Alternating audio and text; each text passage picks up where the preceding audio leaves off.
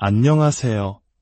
잠시 세상의 소음에서 벗어나 우리 영혼에 깊은 울림을 주는 지혜의 이야기에 귀 기울이는 시간입니다. 오늘 우리가 함께 나눌 이야기가 여러분의 마음에 평화의 씨앗을 심는 작은 계기가 되기를 바랍니다. 만약 이 은총의 메시지가 당신의 마음에 와닿는다면 이 영상을 공유하는 것은 평화의 씨앗을 세상에 널리 퍼뜨리는 또 다른 방법이 될 것입니다. 여러분의 좋아요와 구독은 더 나은 세상을 위한 작은 기도가 됩니다. 하느님의 축복이 여러분과 함께하기를 기원하며 이제 조용한 마음으로 오늘의 이야기를 시작하겠습니다. 성부와 성자와 성령의 이름으로 아멘. 나 교황 레오 14세 그리스도의 신비체에 부족한 종이며 죄의 무게에 짓눌려 신음하는 인류의 목자로서 오늘 전쟁의 어두운 그림자에 고통받는 상처 입은 민족들과 번민하는 가정들 앞에 머리를 숙입니다. 우리 한민족에게는 너무나도 아픈 상처로 남아있는 그 전쟁의 비극을 떠올리며 저는 인간적인 전략이나 외교적인 계산으로 이 자리에 서지 않았습니다. 저는 폐허 속에서 피어오르는 간절한 기도와 누구도 보지 못하는 곳에서 흐르는 눈물과 그저 평화롭게 살고 싶을 뿐인 수백만 영혼의 소리 없는 외침으로 꿰뚫린 심장을 가지고 여러분 앞에 섰습니다. 이 메시지는 책상 위에서 탄생한 것이 아닙니다. 이 메시지는 기도 속에서, 경당의 고요함 속에서 지새운 밤샘 기도 안에서 태어났습니다. 고통에 압도된 인류의 잔해 속을 흐르는 성령의 목소리로부터 태어난 것입니다. 평화는 결코 나약한 단어가 아닙니다. 낭만적인 유토피아도 순진한 몽상가들을 위한 이상도 아닙니다. 평화는 인간 마음의 가장 깊은 부르심입니다. 평화는 부활하신 분께서 요한 복음 20장 19절에서 제자들에게 나타나셨을 때 하신 첫 번째 말씀입니다. 너희에게 평화가 있기를. 이 말씀은 궁전이나 긴장이 없는 평온한 환경에서 선포되지 않았습니다. 불확실함과 두려움에 가득 차 문을 걸어 잠근 채 숨어있던 사람들에게 주어진 말씀이었습니다. 그러나 예수님께서는 꾸짖음이나 경고로 시작하지 않으셨습니다. 오직 평화로 시작하셨습니다. 왜냐하면 오직 평화로부터 진정한 변화가 태어나고 오직 평화로부터 신뢰가 다시 싹트며 오직 평화로부터 새로운 길이 시작될 수 있기 때문입니다. 오늘날 세상은 그 평화를 잃어버렸습니다. 세상은 기도의 향을 폭발의 연기로 바꾸었고 성스러운 전래성가를 사이렌의 소음으로 바꾸었습니다.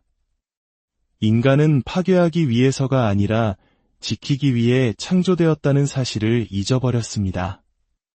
중동에서 불타오르며 세상의 양심에 열린 상처처럼 번져가는 이 갈등은 단순한 영토 분쟁 그 이상입니다. 그것은 더 깊은 영적 싸움의 반영입니다. 어둠이 형제의 빛을 끄려하고 거짓이 진리를 대체하려 하며 폭력이 모든 인간의 신성한 존엄성을 잊게 만들려는 싸움입니다. 이 사도자에서 저는 비난하기 위해서가 아니라 간청하기 위해 목소리를 높입니다. 저는 폭탄의 굉음 아래서 순수함을 잃어버린 아이들을 위해 간청합니다. 눈물로 달아빠진 묵주에 의지하며 싸늘한 주검 위에서 기도하는 어머니들을 위해 기도합니다. 자신들의 도시와 성당, 그리고 희망이 무너지는 것을 지켜봐야 했던 노인들을 위해 기도합니다. 그리고 사랑이 증오를 이길 수 있고 신앙이 폐허를 뚫고 나갈 수 있으며 자선은 죽은 것이 아니라 깨어나기를 기다리며 숨어있을 뿐이라고 여전히 믿는 모든 이들을 위해 기도합니다. 저는 십자가에 못 박히신 분의 얼굴을 바라볼 때 그 안에서 평화의 부재로 고통받는 모든 이들의 모습을 봅니다. 예수님께서는 칼이 아닌 못으로 승리하셨습니다. 군대가 아닌 용서로 승리하셨습니다. 인간의 힘으로 지배하신 것이 아니라 성체성사를 통해 당신의 몸을 내어주심으로써 승리하셨습니다. 우리는 바로 이 복음의 논리로 세상의 사건들을 바라보아야 합니다. 만일 우리가 복수의 논리에 휩쓸리고 악에 더 큰 악으로 대응하며 두려움 때문에 폭력을 정당화한다면 우리는 복음을 저버리는 것이며 복음을 저버린다면 우리는 우리의 영혼을 잃게 될 것입니다. 평화의 모후이신 성모 마리아께서는 이 비극에서 결코 멀리 계시지 않습니다. 성모님께서는 먼지 쌓인 거리, 폭격 맞은 집, 전기가 끊긴 병원, 매일 밤이 탈출의 여정인 난민 수용소에 함께 계십니다. 그분은 우리를 버리지 않으시고 도망치지 않으시며 갈바리아 언덕에서처럼 굳건히 서 계시며 더 이상 기도할 힘조차 없는 이들을 당신의 눈길로 붙들어 주십니다. 우리는 이 온 세상의 평화를 향한 외침을 성모님께 맡겨드립니다. 성모님께서 들어오시는 곳에 희망이 다시 태어나고 그분께서 전구하실 때 가장 굳은 마음도 열리기 시작하기 때문입니다. 이 메시지는 모든 가톨릭 신자들, 선의를 지닌 모든 남성과 여성들, 그리고 선이 악보다 강하다고 여전히 믿는 모든 이들을 향한 부르심입니다. 이제는 돌을 던지는 대신 촛불을 밝힐 때입니다. 이제는 묵주를 빛의 무기 삼아 들어 올릴 때입니다. 성전을 간절한 기도로 채우고 숨겨진 희생을 봉헌하며 세상이 빼앗아간 기도의 자리를 되찾을 때입니다. 평화는 압력 아래 서명된 조약으로 건설되지 않습니다. 평화는 제단 위에서 지어지며 성체 조배의 침묵 속에서 잉태되고 형제들 사이의 일상적인 용서 안에서 자라나며 그리스도께서 지배하기 위해서가 아니라 구원하기 위해 당신의 몸을 내어주시는 성체성사로 살아 숨쉽니다. 멀어진 자녀들 때문에 고통받는 어머니, 사랑하는 이들을 어떻게 지켜야 할지 모르는 아버지, 무관심과 분노 사이에서 고뇌하는 젊은이, 총성 속에서 미사를 집전하는 사제, 수도원의 침묵 속에서 기도하는 수녀, 여러분 모두에게 말씀드립니다. 여러분은 혼자가 아닙니다. 교회가 여러분과 함께 있고 교황이 여러분과 함께 있으며 무엇보다도 그리스도께서 여러분과 함께 계십니다. 두려워하지 마십시오. 포기하지 마십시오. 증오가 여러분의 신앙을 잠식하게 두지 마십시오. 절망이 여러분의 영혼을 닫아버리게 하지 마십시오. 가톨릭 교회 교리서는 우리에게 평화가 단순히 전쟁이 없는 상태가 아니라 질서의 평온함이며 정의의 열매이고 사랑의 결과라고 가르칩니다. 정의가 없는 곳에 진정한 평화는 있을 수 없습니다. 사랑이 없는 곳에 정의는 힘의 도구가 될 뿐입니다. 그렇기 때문에 우리는 마음에서부터 시작해야 합니다. 개인의 회개는 세상을 회개시키는 첫걸음입니다. 모든 겸손의 행위, 모든 화해의 몸짓, 원수를 사랑하기로 한 모든 결심, 신앙으로 바치는 모든 기도는 사랑의 문명이 무너진 성벽을 다시 쌓아 올리는 보이지 않는 벽돌이 됩니다. 우리는 수동적으로 머물 수 없습니다. 세상이 불타는 동안 영적인 확신이라는 안락함 속에 스스로를 가둘 수 없습니다. 복음은 우리에게 무관심을 허락하지 않습니다. 복음은 우리에게 누룩이 되고 빛이 되며 소금이 되라고 부릅니다. 중재하고 행동하고 위로하라고 부릅니다. 고통의 한가운데에서 그리스도의 살아있는 현존이 되라고 우리를 부릅니다. 그리고 이것은 바로 오늘, 바로 당신에게서, 바로 나에게서 시작됩니다. 무릎 꿇고 주님, 저를 당신 평화의 도구로 써주소서라고 말하는 겸손한 행위에서 시작됩니다. 저는 이 시기에 세상의 모든 교구의 평화를 위한 영성체 조배의 날을 선포하였습니다. 매 순간이 소중하고 기도하는 모든 영혼이 소중합니다. 기도하기 위해 문을 여는 모든 본당은 악에 맞서는 보루가 됩니다. 묵주기도를 봉헌하는 모든 가정은 그 목소리를 천상의 목소리와 합칩니다. 축성된 성체를 들어 올리는 모든 사제는 세상이 부인할지라도 그리스도께서 다스리신다는 것을 선포하는 것입니다. 하느님의 백성이 함께 기도할 때 하늘이 열리고 사슬이 끊어지기에 교회가 손에 쥔 영적인 힘을 과소평가하지 맙시다. 사랑하는 나의 자녀들이여, 때는 바로 지금입니다. 내일이 아닙니다. 폭탄이 멈출 때도, 파도가 잠잠해질 때도 아닙니다. 지금이 바로 은혜로운 때이며 지금이 구원의 날입니다. 지금이 평화의 때입니다. 그리고 그 평화는 밖에서 오지 않을 것입니다. 그것은 안에서 하느님과 화해한 영혼의 깊은 곳에서 은총에 감동된 마음에서 복음을 조건 없이 살기로 결심한 공동체에서 올 것입니다. 그러므로 저는 여러분에게 성모님의 티 없으신 성심께 여러분 자신을 새롭게 봉헌하고 매일을 세상 평화를 위한 살아있는 희생 제물로 봉헌하며 열렬한 마음으로 영성체하고 겸손하게 고해 성사를 보며 은총 속에 살고 신속하게 용서하라고 초대합니다. 평화는 말로만 전파되는 것이 아니라 삶으로, 증거로, 성덕으로, 인내로 건설되기 때문입니다. 교회의 역사는 어두운 순간들로 가득하지만 그 어둠 속에서 빛났던 빛들로도 가득합니다. 오늘 우리가 그 빛이 됩시다. 성령에 의해 밝혀진 횃불이 됩시다. 포기하지 않는 평화의 제자가 됩시다. 깊은 신앙과 예수님의 성체성심에 대한 완전한 신뢰로 이 성차를 엽시다. 우리는 이 싸움에서 혼자가 아님을 압니다. 하늘이 우리와 함께 싸우고 성모님께서 우리를 위해 전구하시며 교회가 끊임없는 기도로 우리를 지지합니다. 이 말씀이 허공에 머물지 않기를 바랍니다. 양심을 꿰뚫고 잠자는 영혼을 흔들며 우리를 아버지의 자녀로 그리스도 안의 형제로 그리고 사라지지 않는 평화의 증인으로 살아가도록 이끌기를 바랍니다. 이제 성스러운 복음과 교도권의 비단에서 평화의 참된 본질, 그 기원, 사명, 그리고 이 어두운 시대의 평화가 얼마나 시급한지를 성찰할 시간입니다. 이것은 개념적인 성찰이나 학문적인 논문이 아닙니다. 이것은 그리스도의 꿰뚫린 심장에서 태어나 성경의 모든 페이지, 눈물로 쓰인 모든 회칙, 전쟁과 박해, 기근과 순교 속에서도 평화가 환상이 아니라 하느님의 말씀 안에 육화된 약속임을 선포하기를 멈추지 않았던 모든 성인들의 말씀 속에서 메아리치는 영적인 여정입니다. 성경의 첫 번째 책인 창세기에서부터 평화는 외부적인 균형이 아니라 친교로 묘사됩니다.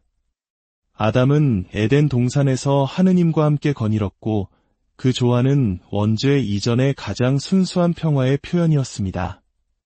인간은 하느님과 창조물과 그리고 자기 자신과 화해한 상태였습니다. 그러나 죄가 그 유대를 끊었고 그 이후로 인류는 잃어버린 것을 되찾으려 애써왔습니다. 회개 없이는 친교가 없고 친교 없이는 평화가 없다는 사실을 잊은 채 종종 잘못된 길을 헤맸습니다. 이사야 예언자는 그의 메시아적 환시에서 분명히 선포했습니다. 우리를 위해 아기 하나가 태어났고 우리에게 아들 하나가 주어졌으니 그의 이름은 평화의 왕이라 불릴 것이다. 이사야서 9장 5절은 정치적 정복자나 세속 권력을 가진 통치자를 말하는 것이 아닙니다. 그것은 한아기에 대해, 온유함의 길로서의 다정함에 대해, 자금의 힘에 대해, 승리로서의 미약함에 대해 말합니다. 이것이 바로 기독교 메시지의 핵심입니다. 평화는 겸손에서 태어나며 세상에 평화를 가져오고 싶은 사람은 먼저 하느님에 의해 평화를 얻어야 한다는 것입니다. 예수님께서는 공생활 동안 정치적인 해법이나 지정학적인 계획을 제시하지 않으셨습니다. 그분은 이 세상에 속하지 않은 나라, 가난한 이들이 복되고 온유한 이들이 땅을 차지하며 평화를 이루는 이들이 하느님의 자녀라 불리는 나라를 제시하셨습니다. 마테오 복음 5장은 기독교인의 영적 헌법이라 할 수 있는 산상설교를 담고 있으며 모든 참행복 선언 가운데 이 시대의 특별한 힘으로 불타오르는 구절이 있습니다. 평화를 이루는 사람들은 행복하다. 그들은 하느님의 자녀라 불릴 것이다. 평화를 위해 일하는 것은 갈등을 피하는 것 이상입니다. 그것은 다리를 놓고 77번이라도 용서하며 우리를 박해하는 이들을 축복하고 우리를 비방하는 이들을 위해 기도하는 것입니다. 원수를 바라보고 그 안에서 상처 입은 형제를 보는 것입니다. 이것은 나약함이 아니라 은총으로 구원받은 마음이 가질 수 있는 가장 큰 힘입니다. 성 바오로는 에페소서 2장 14절에서 말합니다. 그리스도는 우리의 평화이십니다. 그분께서는 둘을 하나로 만드시고 그들을 가르는 적대감의 벽을 허무셨습니다. 이 구절은 유다인과 이방인만을 말하는 것이 아닙니다. 우리를 나누는 모든 이념적, 민족적, 정치적, 문화적, 경제적 장벽에 대해 말합니다. 그리스도께서는 폭력이 아니라 십자가로 그 장벽들을 허무십니다. 그분은 당신의 십자가에 못 박힌 육신 안에서 죄가 갈라놓은 모든 것을 화해시키십니다. 그리고 이 화해는 상징이 아니라 사실이며 성사이고 바로 성체성사입니다. 그 안에서 온 몸이 하나의 빵으로 일치하고 평화는 소망이 아니라 현존하는 실제가 됩니다. 교회의 교도권은 이 사도적 전통에 충실하여 모든 시대의 평화가 과제이자 선물임을 선포해왔습니다. 제2차 바티칸 공의회는 사목 헌장 기쁨과 희망에서 평화는 결코 한 번에 영원히 얻어지는 것이 아니라 끊임없이 건설되어야 한다고 상기시킵니다. 그리고 평화는 정의의 업적이며 사랑의 열매라고 덧붙입니다. 전쟁이 없는 것만으로는 충분하지 않습니다. 선의 적극적인 현존이 필요합니다. 평화는 진리를 요구하고 자유를 요구하며 도덕적 책임을 요구하고 희생을 요구합니다. 20세기에 지칠 줄 모르는 평화의 예언자 성요한 바오로 2세 교황님께서는 오늘날 예언적인 힘으로 울려 퍼지는 가르침을 남기셨습니다. 2002년 세계 평화의 날 메시지에서 그는 이렇게 썼습니다.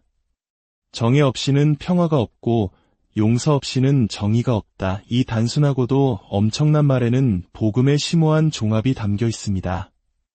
왜냐하면 평화는 강요되는 것이 아니라 주어지는 것이고 요구되는 것이 아니라 살아내는 것이며 협상되는 것이 아니라 증거되는 것이기 때문입니다. 베네딕토 16세 교황님께서는 2007년 같은 날의 메시지에서 평화가 진리와 불가분의 관계에 있다고 명확히 밝혔습니다. 사람과 제도가 진리에서 멀어질 때 평화 또한 위험에 처한다. 진리를 인정하기를 거부하는 것은 폭력으로 이어집니다. 거짓이 빠르게 퍼지고 정보 조작이 권력의 무기가 되는 세상에서 이 가르침은 시급합니다. 오직 진리만이 우리를 자유롭게 하고 오직 내적인 자유만이 지속적인 평화를 낳기 때문입니다. 우리의 사랑하는 프란치스코 교황님께서는 해칭 모든 형제들에서 평화의 사회적 차원을 힘주어 새롭게 하셨습니다. 배제하고 가난한 이들을 정죄하며 증오를 심고 죽음으로 이익을 얻는 체제가 존재하는 한 형제적인 세상을 건설할 수 없다고 상기시키셨습니다. 회칙 225항에서 그는 이렇게 씁니다. 모든 전쟁은 세상을 발견했을 때보다 더 나쁘게 만든다. 전쟁은 정치와 인류의 실패이며 수치스러운 항복이고 악의 세력 앞에 패배하는 것이다. 이 모든 것에 비추어 볼 때 평화를 위해 일하는 것은 그리스도인에게 부차적인 선택이 아니라 소명의 본질적인 부분임이 분명합니다. 세례를 받은 사람은 그리스도의 몸에 접붙여짐으로 화해의 도구가 됩니다. 우리는 하늘에 계신 하느님을 아버지라 부르면서 동시에 땅에서 고통받는 형제를 경멸할 수 없습니다. 그리스도의 몸인 성체를 모시면서 우리 가정과 공동체에 불화를 심을 수 없습니다. 마음의 분노를 품고 묵주기도를 바칠 수는 없습니다. 평화는 영혼에서 시작되고 그 영혼은 오직 하느님의 현존 안에서만 평화를 얻습니다. 교회의 수도원 전통 또한 우리에게 빛나는 비전을 제공합니다. 성 베네딕토는 그의 수도사들에게 영적 여정의 본질적인 부분으로서 평화를 찾고 일하라고 가르쳤습니다. 그는 안락함에서가 아니라 규율, 겸손, 경청, 침묵에서 그렇게 했습니다. 내면성 없이는 평화가 없고 침묵 없이는 내면성이 없기 때문입니다. 소음, 성급한 판단, 공허한 의견으로 가득 찬 이 세상에서 기도의 침묵은 예언적인 행위가 됩니다. 그리고 그 침묵 속에서 하느님께서는 말씀하십니다. 그분의 목소리는 파괴하지 않고 창조하며 나누지 않고 통합하며 정죄하지 않고 부르십니다. 성인들의 역사는 갈등 속에서 살았던 평화의 증인들로 짜여 있습니다. 14세기에 시에나의 성녀 카타리나는 전쟁 중인 군주들 사이를 중재하며 용서를 호소했습니다. 20세기의 성 막시밀리아노 콜베는 아우슈비츠의 증오 속에서 자신을 희생하여 사랑이 죽음보다 강하다는 것을 보여주었습니다. 사랑하는 자녀들이여, 여러분도 평화의 성인이 될 수 있습니다. 큰 무대는 필요 없습니다.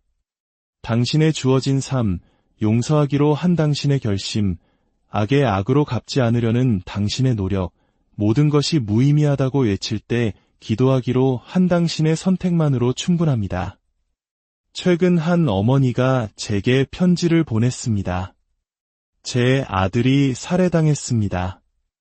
하지만 저는 매일 제 아들을 죽인 그 사람의 영혼을 위해 기도합니다. 그 여성은 자신도 모르게 평화의 신학자가 된 것입니다. 증오는 치유하지 못하고 복수는 낫게 하지 않으며 용서는 나약함이 아니라 해방이라는 것을 이해했기 때문입니다.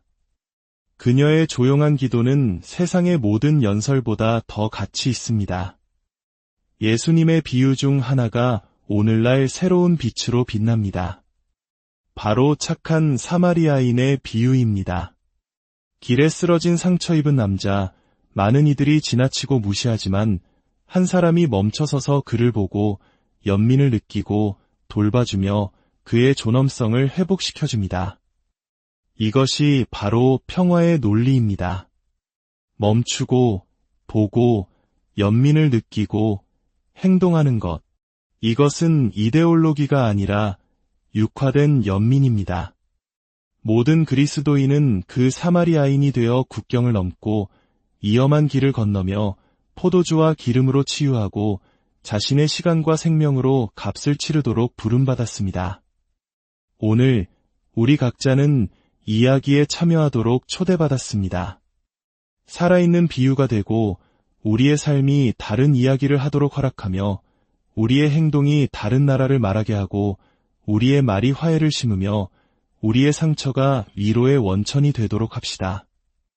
우리가 성령께서 우리 안에 그분의 이야기를 쓰도록 허락한다면 우리는 더 이상 두려움의 서사에 희생되지 않을 것입니다. 우리는 평화의 저자, 하느님 나라의 건설자, 복음의 전달자가 될 것입니다. 세상이 낡은 비극을 반복하는 동안 교회는 그 오랜 확신으로 응답합니다. 그리스도께서 승리하셨고 사랑이 더 강하며 십자가는 진정한 평화가 선포될 수 있는 유일한 왕좌라는 확신으로 말입니다. 사랑하는 자녀들이여, 평화는 높은 곳에 떠있는 숭고한 관념이 아닙니다. 평화는 구체적이고 육화되었으며 실천적입니다. 그리고 그것은 우리 일상의 가장 내밀한 부분에서 시작됩니다. 많은 이들이 평화를 성인이나 위대한 사건을 위해 마련된 선물인 것처럼 찾지만 저는 제게 맡겨진 권위로 여러분에게 말합니다. 평화는 부엌에서, 함께 나누는 식탁에서, 부부 사이의 용서에서, 형제 사이의 조용한 포옹에서, 병상에서 올리는 기도에서, 굶주린 이와 나누는 빵에서 시작됩니다. 진정한 사랑이 있는 곳에 평화가 있고 겸손이 있는 곳에 그리스도께서 다스리시며 사랑으로 봉헌된 침묵이 있는 곳에 성령께서 활동하시기 때문입니다.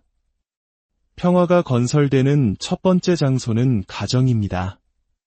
가정은 인간의 마음이 형성되는 성소이며 가정이 평화의 학교가 된다면 세상 또한 그렇게 될 것입니다.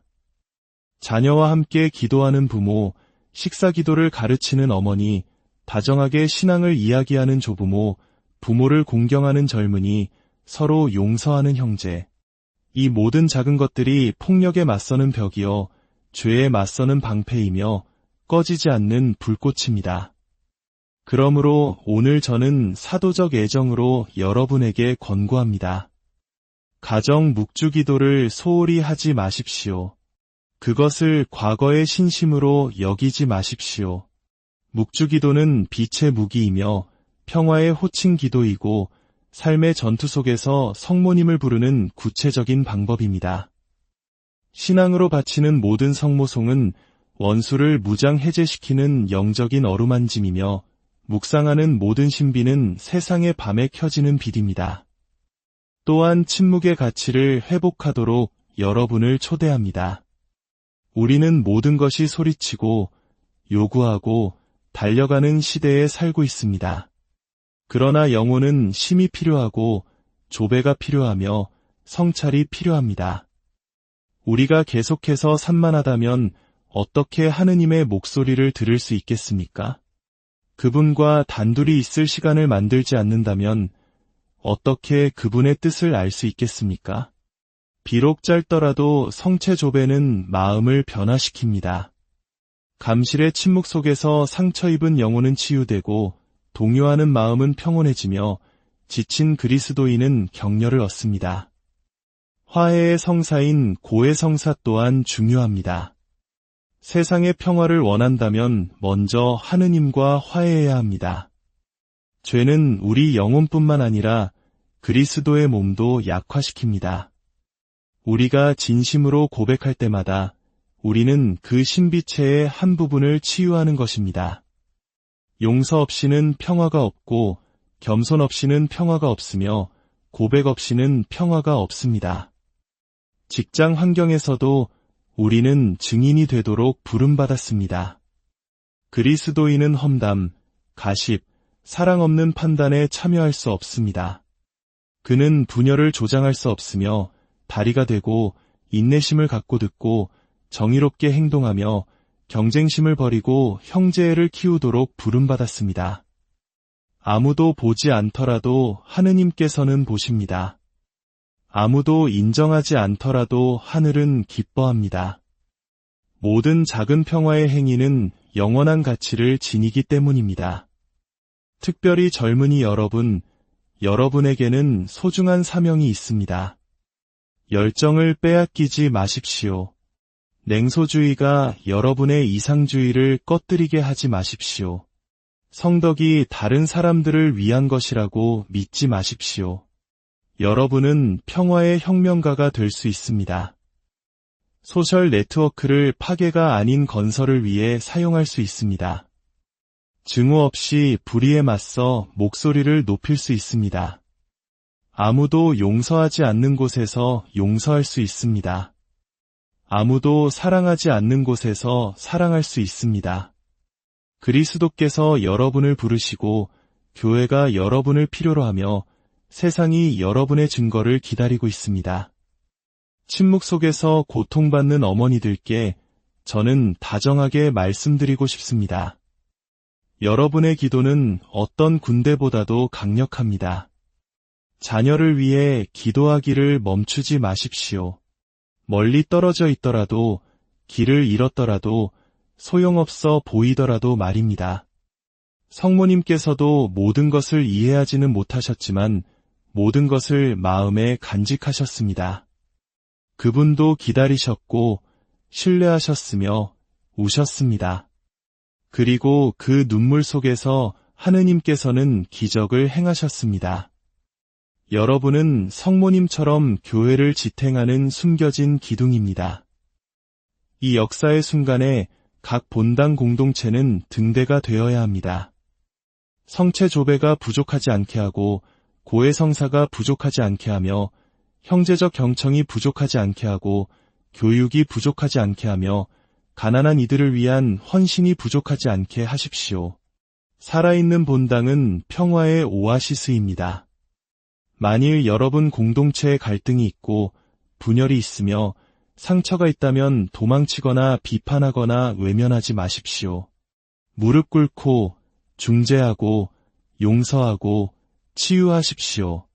교회는 완벽하지 않지만 거룩하며 그 거룩함은 각자가 자신의 십자가를 지고 다른 사람들과 함께 다른 사람들에 맞서지 않고 걸을 때 나타납니다. 평화는 거기서 시작됩니다. 나의 자녀들이여. 세상의 평화를 기대하지 말고 그리스도의 평화를 건설하십시오. 헛된 약속에 속지 말고 선을 행하는 데 지치지 말며 기도의 힘을 포기하지 마십시오. 신앙의 가치를 의심하지 마십시오. 그리스도와 일치하여 사는 사람은 이미 세상을 이겼기 때문입니다. 밤이 오고 영혼이 지쳐 아무것도 변하지 않은 것처럼 보일 때 무언가 변했다는 것을 아십시오. 하늘이 변했고 자녀들의 충실함에 감동하신 하느님의 마음이 변했습니다. 보이지 않을지라도 세상은 변했습니다. 사랑하는 영혼이 있는 곳에 새로운 새벽이 태어났기 때문입니다. 사랑하는 자녀들이여, 우리는 이 성찰의 여정을 함께 걸어왔습니다. 이제는 뿌려진 것을 거두고 하늘이 우리 각자에게 보내는 부르심의 깊이로 들어가며 외치지 않으나 변화시키는 성령의 조용한 숨결에 우리 영혼을 열 시간입니다. 지금은 회개의 시간이며 친교의 시간이고 진정한 평화의 시간입니다. 회개는 추상적인 개념이 아닙니다. 그것은 방향 전환이며 돌아섬이고 이기심의 길을 버리고 복음의 길을 택하는 구체적인 결심입니다. 우리 생각과 태도, 그리고 무관심 속에 깃든 폭력과 근본적으로 싸우지 않으면서 세상의 폭력을 한탄만 해서는 안 됩니다. 루카복음 15장은 우리에게 탕자의 비유를 제시합니다. 아버지를 떠나 모든 것을 탕진하고 바닥을 친 뒤 마침내 돌아오는 아들의 이야기입니다. 그러나 이 이야기의 진정한 주인공은 아버지입니다.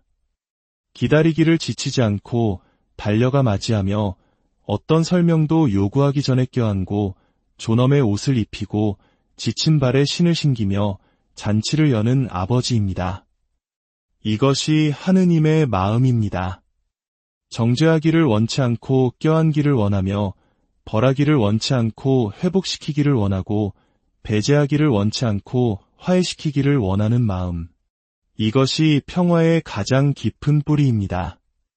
우리가 하느님의 자녀임을 아는 것입니다. 내가 아버지의 자녀이고 당신 또한 그렇다면 우리는 더 이상 적이 아닙니다. 증오의 자리는 더 이상 없고 전쟁의 자리도 더 이상 없습니다. 세례는 우리를 형제로 만들었고 성체성사는 우리를 한 몸으로 일치시켰으며 성화의 은총은 우리를 같은 친교의 신비에 접붙였습니다. 그러므로 그리스도 안에 사는 사람은 분열을 조장할 수 없고 원한을 받아들일 수 없으며 무관심을 정당화할 수 없습니다. 로마서 12장 18절은 우리에게 권고합니다. 여러분 쪽에서 할 수 있는 대로 모든 사람과 평화롭게 지내십시오. 다른 사람이 협조한다면 또는 그것이 쉽다면 이라고 말하지 않습니다. 여러분 쪽에서 할 수 있는 대로 라고 말합니다. 이것은 개인적인 책임에 대한 부르심이며 다른 사람이 변하기를 기다리는 것을 멈추고 내가 먼저 첫걸음을 내딛고 겸손해지며 대화를 찾고 다리를 다시 놓으라는 부르심입니다. 평화는 나에게서, 나의 화해된 영혼에서, 나의 구원된 마음에서 시작됩니다. 평화의 어머니이신 성모님께서 이 귀환의 길에서 우리를 인도하십니다. 마음속으로 모든 것을 묵상하셨던 그분께서는 우리에게 풍요로운 침묵의 길을 가르치십니다. 십자가 곁에서 충실히 머무셨던 그분께서는 평화가 안락함이 아니라 고통 속에서의 충실함임을 보여주십니다. 다락방에서 성령을 받으셨던 그분께서는 우리를 끊임없는 기도의 삶으로 이끄십니다. 우리는 우리의 투쟁과 상처, 두려움을 그분께 봉헌합니다. 그분의 망토 아래에서는 모든 것이 가능해지고 그분께서 계신 곳에 그리스도께서 태어나시며 그리스도께서 태어나시는 곳에 평화가 다시 태어나기 때문입니다. 만일 누군가 희망을 잃었다면, 용서할 수 없다고 느낀다면, 너무 늦었다고 믿는다면 에제키엘 예언서의 이 말씀을 들으십시오. 나는 너희에게 새 마음을 주고 너희 안에 새 영을 넣어주겠다. 36장 26절입니다. 하느님께서는 당신이 죽었다고 생각했던 것을 새롭게 하실 수 있고 치유 불가능해 보였던 것을 고치실 수 있으며 당신의 이야기를 다른 이들을 위한 구원의 도구로 변화시키실 수 있습니다. 그분의 자비에 한계를 두지 마십시오. 그분의 용서에 문을 닫지 마십시오. 돌아오기를 두려워하지 마십시오. 그분께서 당신을 기다리고 찾고 사랑하십니다. 이제 성령의 활동에 여러분의 영혼을 열고 기도하도록 초대합니다. 우리의 목소리를 하나로 모아 한 마음으로 간청합시다. 우리의 마음을 하늘로 들어 올려 진심으로 아뢰시다. 주 예수님, 당신의 거룩한 어머니 동정 마리아와 영광스러운 성 요셉의 전구를 통하여 저의 발걸음을 당신의 성심으로 이끌어 주소서. 아멘. 모든 이해를 뛰어넘는 주님의 평화가 그리스도 예수님 안에서 여러분의 안녕하세요. 잠시 세상의 소음에서 벗어나 우리 영혼에 깊은 울림을 주는 지혜의 이야기에 귀 기울이는 시간입니다. 오늘 우리가 함께 나눌 이야기가 여러분의 마음에 평화의 씨앗을 심는 작은 계기가 되기를 바랍니다. 만약 이 은총의 메시지가 당신의 마음에 와닿는다면 이 영상을 공유하는 것은 평화의 씨앗을 세상에 널리 퍼뜨리는 또 다른 방법이 될 것입니다. 여러분의 좋아요와 구독은 더 나은 세상을 위한 작은 기도가 됩니다. 하느님의 축복이 여러분과 함께하기를 기원하며 이제 조용한 마음으로 오늘의 이야기를 시작하겠습니다. 성부와 성자와 성령의 이름으로 아멘.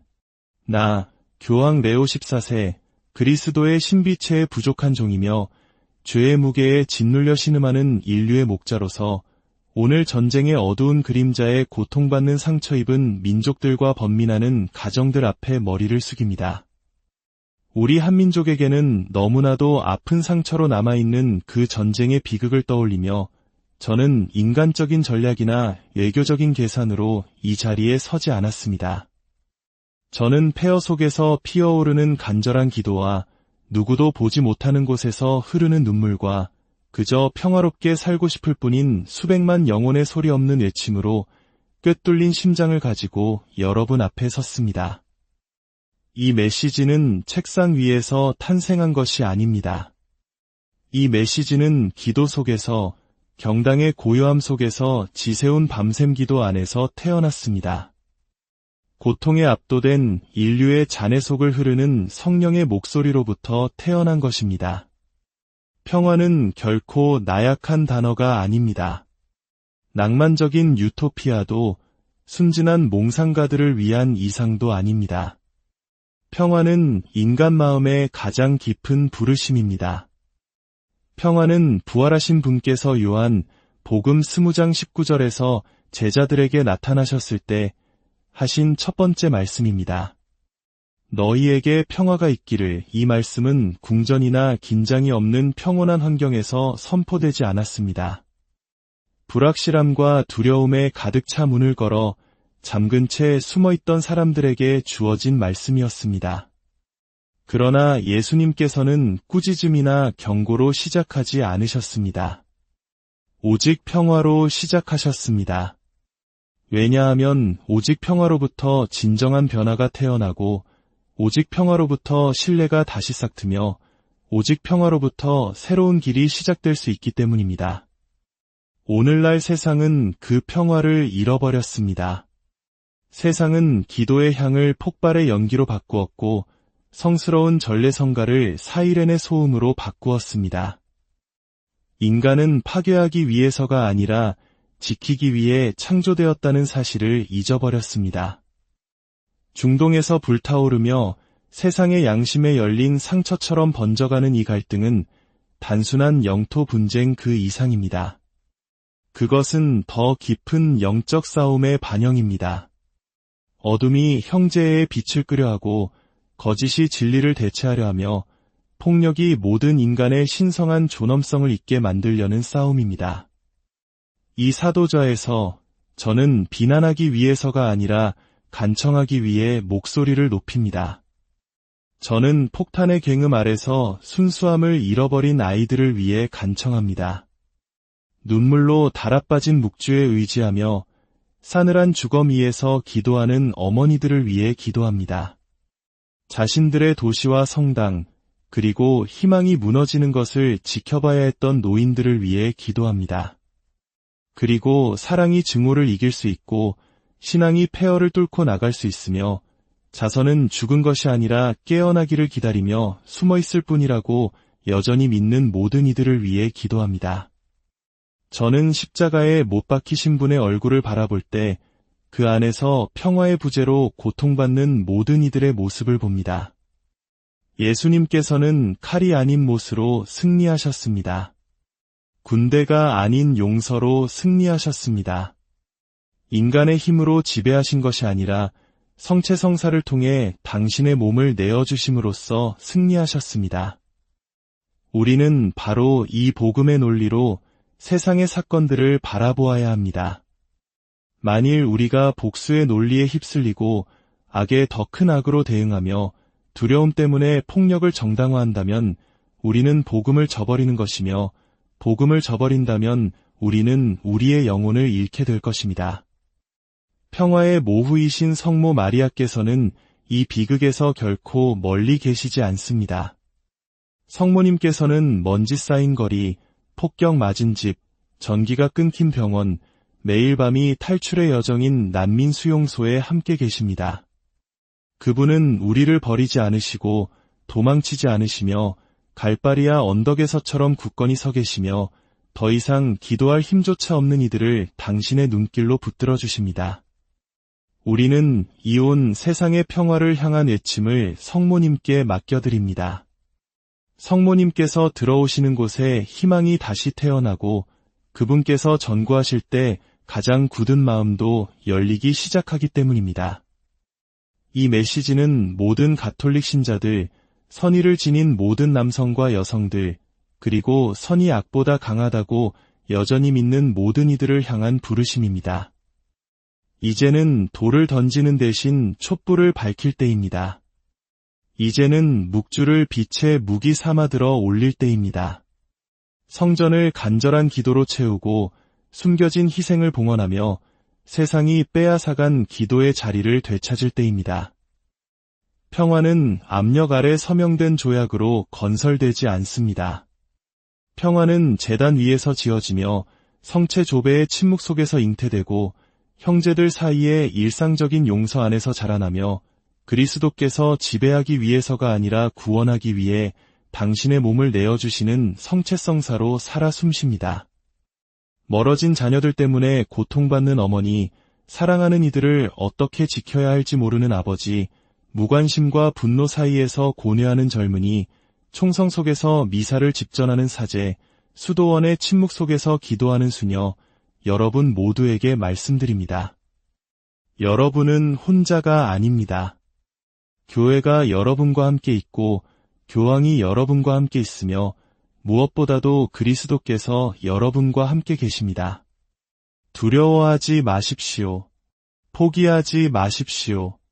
증오가 여러분의 신앙을 잠식하게 두지 마십시오. 절망이 여러분의 영혼을 닫아버리게 하지 마십시오.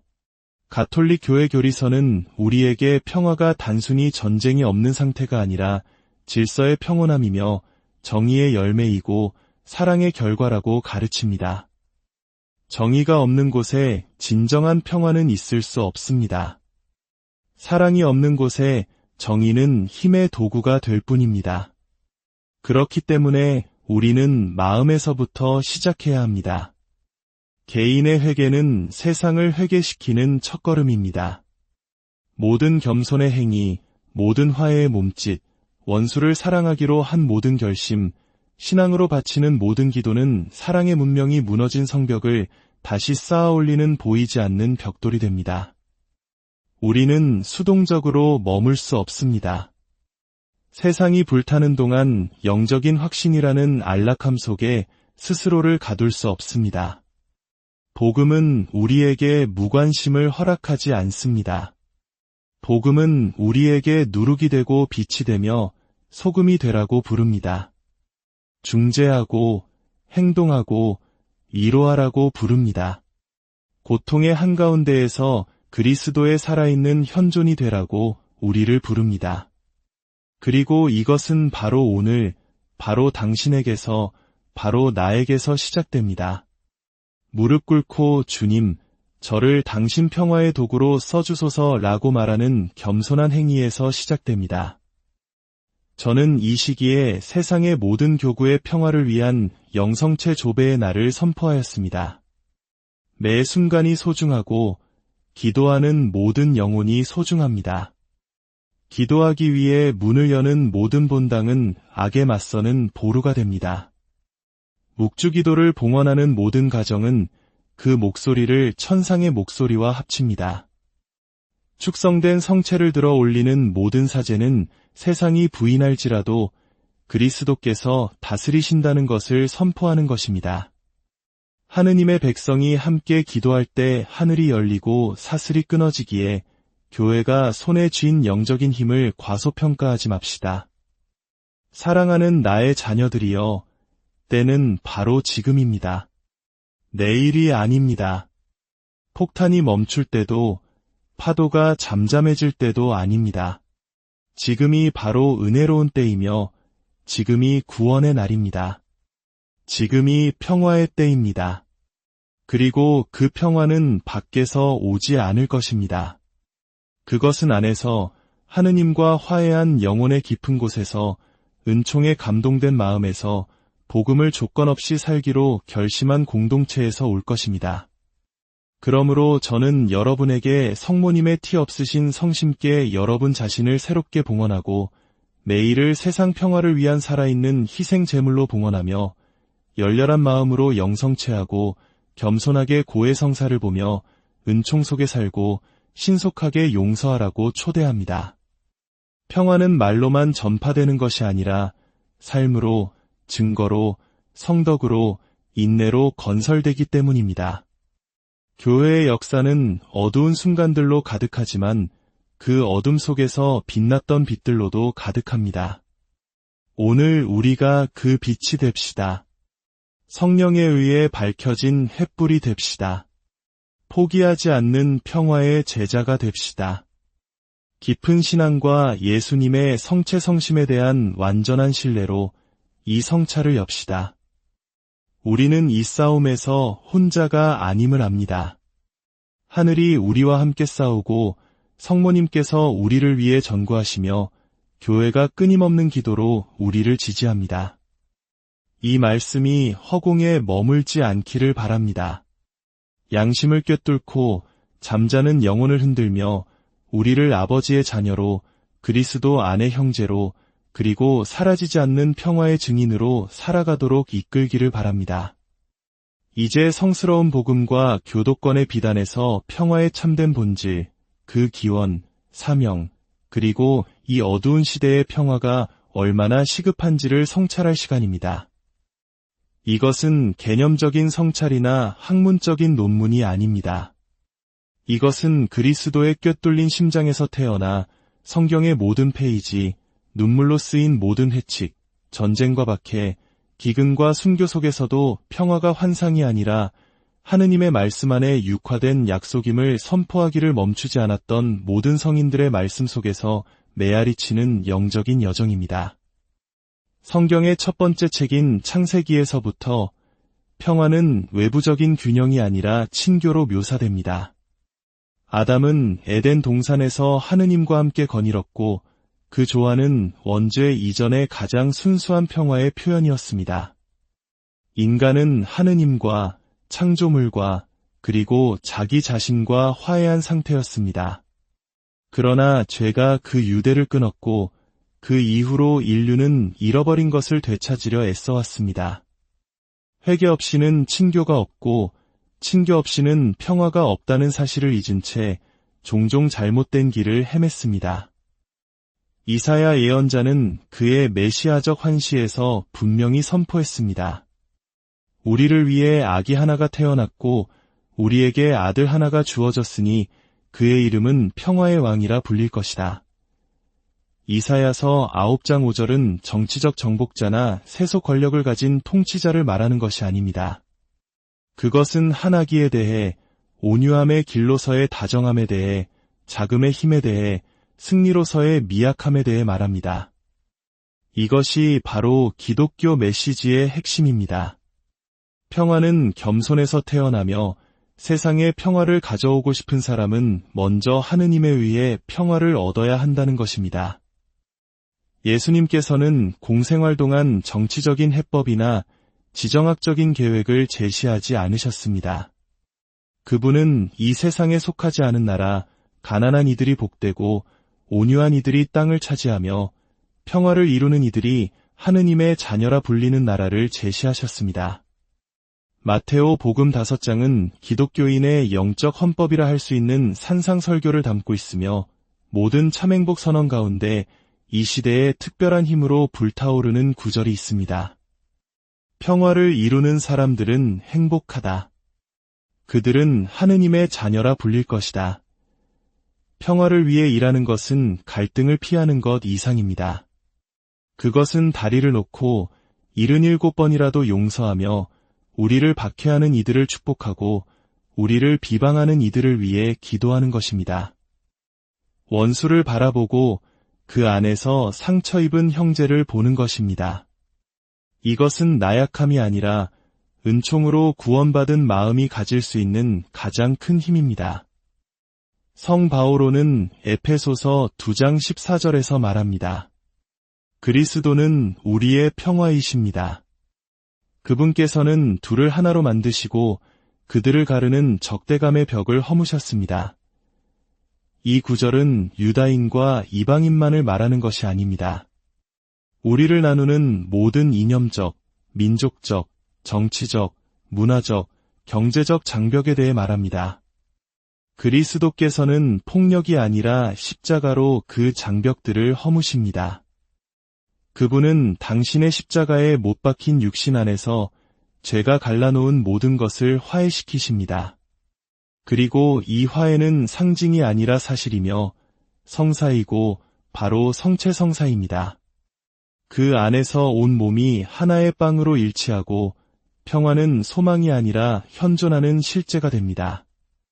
교회의 교도권은 이 사도적 전통에 충실하여 모든 시대의 평화가 과제이자 선물임을 선포해왔습니다. 제2차 바티칸 공의회는 사목 헌장 기쁨과 희망에서 평화는 결코 한 번에 영원히 얻어지는 것이 아니라 끊임없이 건설되어야 한다고 상기시킵니다. 그리고 평화는 정의의 업적이며 사랑의 열매라고 덧붙입니다. 전쟁이 없는 것만으로는 충분하지 않습니다. 선의 적극적인 현존이 필요합니다. 평화는 진리를 요구하고 자유를 요구하며 도덕적 책임을 요구하고 희생을 요구합니다. 20세기에 지칠 줄 모르는 평화의 예언자 성요한 바오로 2세 교황님께서는 오늘날 예언적인 힘으로 울려 퍼지는 가르침을 남기셨습니다.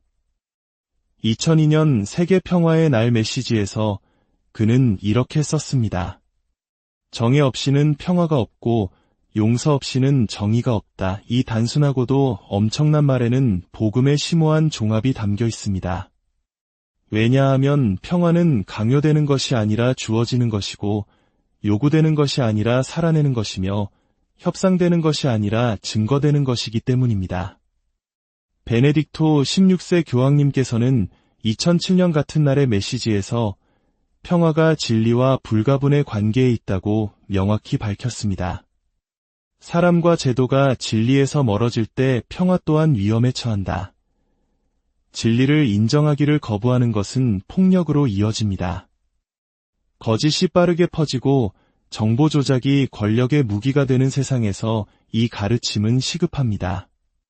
오직 진리만이 우리를 자유롭게 하고 오직 내적인 자유만이 지속적인 평화를 낳기 때문입니다. 우리의 사랑하는 프란치스코 교황님께서는 해칭 모든 형제들에서 평화의 사회적 차원을 힘주어 새롭게 하셨습니다.